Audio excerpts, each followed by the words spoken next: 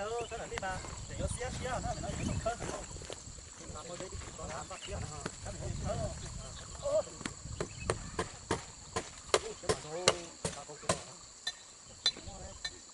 cái tổ nó là mắt chủ đó muốn đâu là cũng kia muốn đâu rồi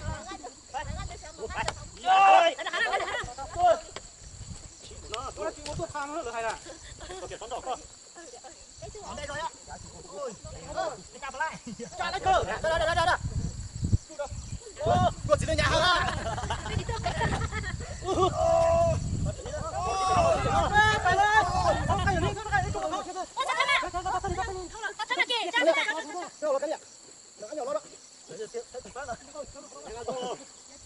không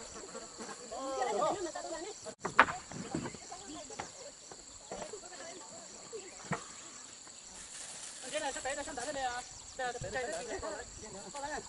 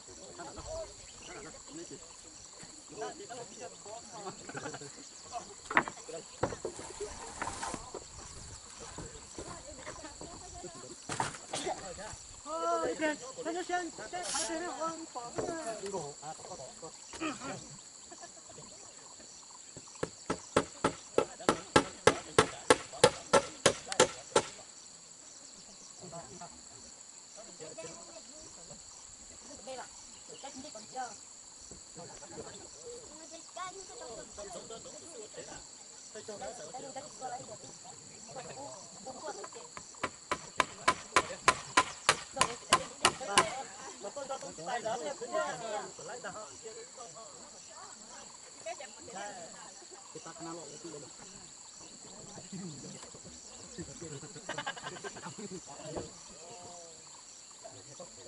Có tiếng không biết có tung phát của chế nữa. Đi rồi. Ok, chúng ta tung. Chúng ta tăng nữa chưa? Cho đi to tầm đi sao biết đi. Thế to đó chỉnh lại đấy à. Cái to thôi chả. Con tay, đang là còn bây giờ cái mặt ra nhá. Cái chọc lại mà. Cái này có điểm thằng. Chế đi tu cho chúng ta ăn cho.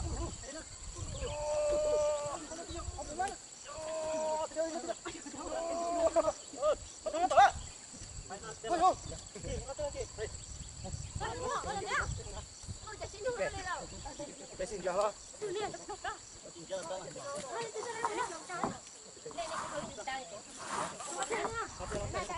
Dạ dạ. Chị nó chế to hả? Hả?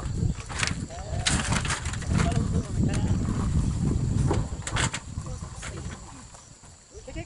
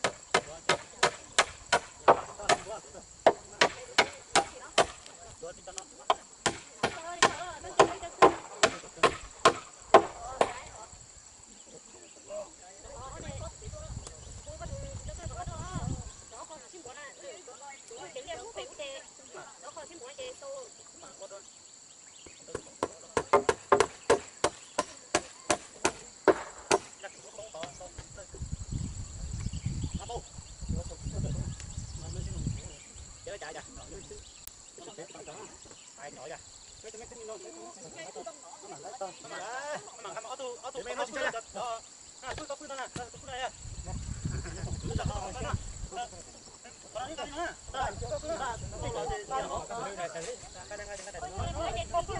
kênh Ghiền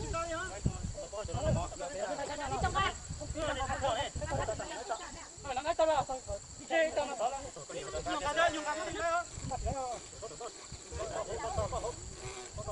dẫn.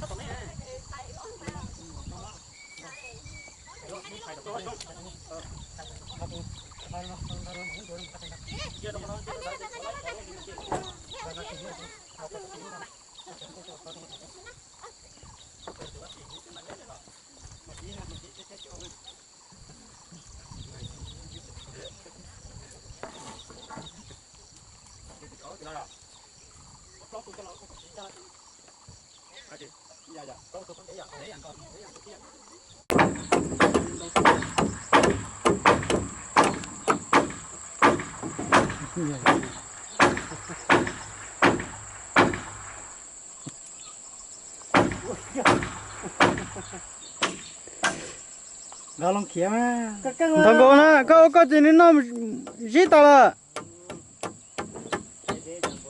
Mỗi kia nữa, sân chạy đi, bắp ba kia. Cái căng mà lâu chứ. Ôi ơi. Gà đúng à. Ô, lọt ta kêu, dính tàu ta rồi. Gà to bên nó.